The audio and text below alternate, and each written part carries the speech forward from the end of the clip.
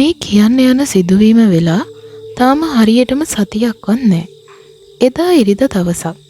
හවස් වරුවේ පොඩි හිරිපොදකුත් ගිහින් රාසිගේ අවුව ගමට වැටුණා. නිකන් හිටපු එකේ මට හිතුණා එළ පැත්තට ගිහින් ලූලෙක්වත් බාන්න ඕනේ කියලා. වෙන කවුරුත් සෙට්ටුනෙත් නැති හින්දා බියර් බෝතලයකුයි චිකන් ඩෙවල් එකකුයි අරගෙන හිමින් සීරුවේ හවස 5ට වගේ කිට්ටු කරලා එළ ඉවුරට ගියා. මේක එලක් කිව්වට පොඩි දොළ පාරක්. හැබැයි හරියට මාළු ඉන්නවා. කටුපෙතියෝ, කාවයියෝ, මල් කොරලි ඕන තරම්. ඒත් මට ලොකුවට ඕන උනේ ලූලෙක්ව බාගන්න. මේ එළ කණ්ඩියට වෙන්න සරුවට හැදුන කුඹුක් ගස් මණ්ඩියක් තියෙනවා. ඒ හින්දම ගමේ අය මේකට කියන්නේ කුඹුක්කන් දොළපාර කියලා. මං ගෙනාපු අඩුම කුඩුම ටිකත් පැත්තකින් තියලා මුලින්ම කරේ පොඩි නෙට් එකකින් දණ්ඩි පැටව දෙන්නේ කල්ලපු එක. ඒ මොකද දන්නවද? ලූල්ලු කට ගහන්නේ දණ්ඩින්ට පොඩි තිත්ති මාළුන්ට තමයි. ඔන්න ඒ වැඩෙත් ඉවර කරලා අල්ලපු මාළු පැටියව බිලි කොක්කේ අමුණලා කොක්ක ඇලට දාගෙන ගෙනාපු බියර් බෝතලෙන් උගුරකුත් බීලා චිකන් ඩෙවල් කෑල්ලකුත් කාලා පොඩ්ඩක් නිදහසේ හිටියා.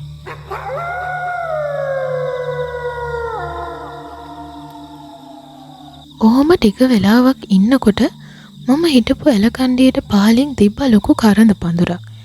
ඒක හොඳ ලොකුවට හැදුන කරඳ පඳුරක්. එළ යුරුවල වැව් කණ්ඩිවල තමයි හොඳටම මේ ගස් జాතිය හැදෙන්නේ. ඉතින් මේ කරඳ පඳුර ASCII මොකෙක් හරි ලොකු සතෙක් දඟලන සද්දයක් ඇහෙන්න ගත්තා. අම්මට සිරි ටික වෙලාවකින් හින දෝර පතුරු කබර ගොයෙක් කිලෝ එකක් විතර ලොකු තෙප්පෙලියේ කටින් අරගෙන එකපාරම ඇලට පැන්නා. ඒ කබරයාගේ තිබ්බේ හරි අසාමාන්‍ය මහතක් වගේම මීට කලින් මම දැකලා තිබ්බ කබරයොන්ට වඩා හරි අමුතු গুপ্ত පෙනුමක්.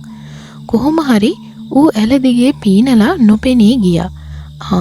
තව ටිකෙන් අමතක වෙනවා. උගේ ඉස්සරහ අතේ උඩ හරියට වෙන්න ලොකු තුවාලයක් තිබ්බා.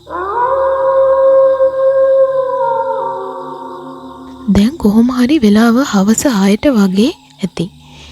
ඉර බැහැගෙන යන්නත් ලං වෙලා. කොහොම හරි පොඩි ලූල් නාම්බෙක් විතරක් ඔය වෙනකොට මට අහු වෙලා තිබ්බා. එක බියර් බෝතලයකුත් දන්නේම නැතුව හිස්සලා ඉතින්. ලාවට දැනුණ පොඩි මත්ගතියක් එක්ක මගේ ඔළුවට උඩින් අතුපතර විහිදන් වැඩුණු රෝස මීගස් මට පෙනුනේ හරියට මාව කන්න බලන් ඉන්න ලොකු රාක්ෂයෝ වගේ. ඔහොම තනිපංගලෙම ඉන්නකොට ටිකක් උස දෙමළ කොල්ලෙක් ආවා. බිලී පිත්තකුත් තරම්. මං හිටපු ඉවුරටම. අපේ ගමේ ඉහත්තාවේ තියෙන රජයේ රක්ෂිතයේ ගස් කපනවා. ඒ මාස ගානක වැඩි බාර අරන් කරන්නේ දෙමළ සෙට් එකක්. ඉතින් මේ ඒ ආපු අයගෙන් එක කොල්ලෙක් වෙන්න ඇති කියලා මට හිතුණා. පොර මංගාවෙන්ම ඉඳගත්ත නිසාමත් මංගාව තව බියර් බෝතලයකුයි චිකන් ඩෙවලුත් ඉතුරු නිසා මං ඌට කිව්වා මචං ෂොට් එකක් දාගෙනම මාළුවේ බාපන් කියලා. මං එහෙම කිව්වම ඌ මට පොඩි හිනාවක් දාලා අපොයි යෝව නවත්තලා දැන් සෑහෙනකල් අයියේ කිව්වා. ඊට පස්සේ මං බල කරන්න ගියේ නෑ. මිනිහා ආපු වෙලේ ඉඳන් වැඩි කතාවක් නැතුව කඩමළු වෙච්ච සරමත් කැහැපට ගහන් මාළු බානවා ගජරාමිට. මං පැය දෙකකට කිට්ටු වෙන්න ඉඳලත් පොඩි ලූල් පැටියෙකුයි කොරලියෙකුයි ඇරුණම වෙන කිසිම මාළුවෙක් මගේ හැම කාලා නෑ. ඒත් මට පුදුමයි. මූ පිටගංකාරයෙක් වෙලත් මට වඩා 100 ගුණයක් හොඳට මේ වැඩේ කරනවා. නිකමට වගේ මං ඇහුවා මල්ලි ගමේ ඉන්නකොටත් මේවමද කරන්න කියලා. මූ ගත්ත කඩටම කියපි අප්පෝ නෑ පිස්සුද අද තමා මේ පළවෙනි පාර කියලා. ඒ කතාව නම් මට ටිකක් ඇල්ලුවේ නෑ. ගස් කපන්න ආපු දෙමළ කොල්ලෝ ටිකව මං කලින් දැකලා තියෙනවා. එතකොට තමයි මතක් වුණේ මම මේ වගේ පොරක් උන් අතරේ කලින් දැකලා නෑනේ කියලා.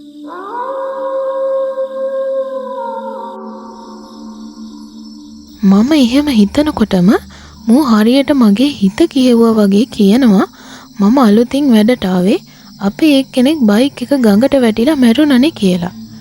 කොහොම හරි ටික ටික රෑ වේගෙන එනවා. මම හුඟ වෙලාවකට කලින් ආපු නිසා අල්ලපු මාළු ටිකත් අරන් යන්න ලෑස්ති වුණා. එතකොට තමා මන් දැක්කේ මේ දෙමළ කොල්ලගේ ඉස්සරහා අතේ ලොකු කැපුම් තුවාලයක්. ඒක අලුත් තුවාලයක් නෙමෙයි කියලා තේරුණ නිසා මම නිකමට වගේ ඇහුවා උගෙන් මල්ලි අත හොඳටම කැපිලා නේද කියලා. ඌ ගානකට නැතුව හිනාවක් දාලා කිව්වා ඔය දන්නේ නැද්ද ඉතින් කියලා.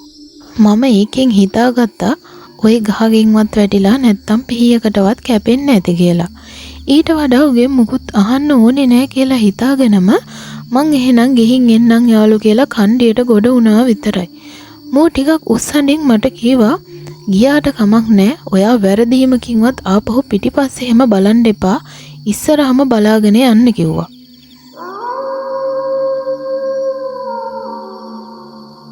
මට ඒ කතාව වැඩි ගාණක් ගියේ නැහැ. මම ටික දුරක් ගුරු පාර දිගේ ඇවිදන් ආවා. අන්න එතකොට සාක්කුව අතගාලා බලනකොට මතක් වුණේ මම ෆෝන් එක දාලා ඇවිත් ඇලේ මාළු බාපු තැන. දැන් ඉතින් මොකද කරන්නේ? ආපහු ඒක ගන්න යන්න වෙනවා. ඔය වෙනකොට හොඳටම කරවල වැටිගෙන එනවා. මම හිටපු තැන ඉඳන් ඕනේ නම් මීටර් 600ක් වගේ මං ඇවිත් ඇති. කමක් නැහැ. අර මල්ලිත් තාම ඉන්නවනි කියලා හිතාගෙන අඩිය ඉක්මන් කරලා ඇල පැත්තට ගියා. කොහොම යනකොට එක පොඩි වංගුවක තියෙනවා ලොකු සියඹල ගහක්. එතනින් එහා තමයි අපි මාළු බාපු තැන. වෙලාව හරියටම රෑ 7 පහු වෙලා එතකොට. වංගුව හැරෙනවත් එක්ක මට අමුතු ලේ පිළිගඳක් ආවා. ඒකේ එන්නේ අපි මාළු බාපු හරියෙන්. අන්න එතකොට තමයි මගේ කකුල් දෙකම ගල් ගැහිලා මම එක තැන හිටගත්තේ. අර මාත් එක්ක මාළු බාපු දෙමළ කොල්ලා ඉන්නේ මූ මාළුවෙක්වත් කටින් අරන් බිම දිගා වෙලා බඩ ගාගෙන එල කණ්ඩියෙන් පහලට යනවා. ඌ තනිකර සුදු මෙලි වෙලා. ඌගේ මුළු ඇඟේම රොන් මඩ බැඳිලා. එතකොට තමයි මට මතක් වුණේ කලින් මම මාළු අල්ලනකොට දැක්ක කබරයගෙයි මුගෙයි දෙන්නගෙම ඉස්සරහ අතේ තුවාලයක් තිබ්බනේ කියලා. මගේ කටේ කෙල හිඳිලා ගිහින් ඇස් නිලංකාර වෙලා කතා කරගන්න බැරි වුණා වගේ දැනුණා. දුවන්න තියා කෙලින් හිටගන්නවත් මට පණක් තිබුණේ නැහැ. එතකොට තමයි මට අසහියෙන් වගේ තේරුනේ මම අමනුස්ස පිල්ලියක් එක්ක නේද හිටියේ කියලා. අවසානයේ මට සිහි මුර්ජා වෙලා තිබුණා. බතල යායේ රෑ පැලට ආව මිනිස්සු දෙන්නෙක් තමයි එළයුරේ මම අසහියෙන් බෙල්ල අල්ලගෙන දඟලනවා දැකලා මාව ගෙදර ගෙනියලා තිබ්බේ. මට කලන්තේ වගේ ඇවිත් ඇස් පිය වෙනවත් එක්කම මට මතකයි මගේ ඇඳුමෙන් මොකෙක් හරි සතෙක් අදිනවා වගේ. කොහොම හරි මගේ උඩ ඇඳුම් කබරේක් උල් දත් වලින් හපලා මගේ බෙල්ලේ වගේම පිටෙත් උල් නියපොතු පාරවල් වැදිලා තිබ්බා.